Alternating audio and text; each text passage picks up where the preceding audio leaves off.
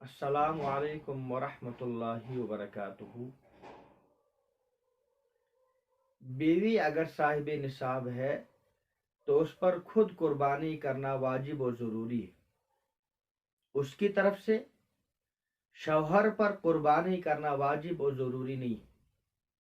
جس طریقے سے بیوی کی طرف سے شوہر پر نماز فرض نہیں ہے، بیوی کی طرف سے شوہر پر زکوٰۃ فرض نہیں ہے، بیوی کی طرف سے شوہر پر روزہ فرض نہیں ہے، اسی طریقے سے بیوی کی طرف سے شوہر پر قربانی واجب نہیں ہے۔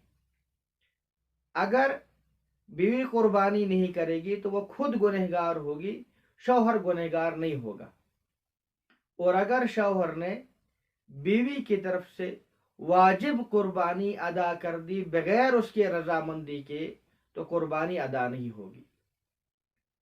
اسی طریقے سے اگر بڑے جانور میں حصہ لیا تھا اور بیوی کی اجازت نہیں تھی تو ایسی صورت میں جو باقی 6 حضرات تھے ان کی بھی قربانی ادا نہیں ہوگی۔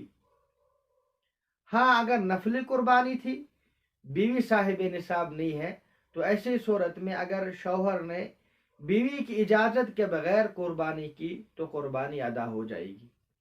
اسی طریقے سے بعض جگہ جو گھر کے ذمہ دار ہوتے ہیں، جو گھر کا بڑا ہوتا ہے، وہ تمام کی طرف سے قربانی کرتا ہے۔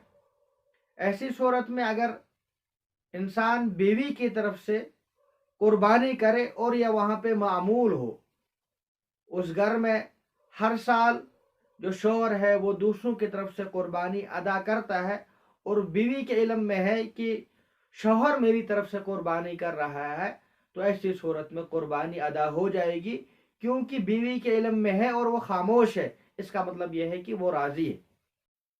اللہ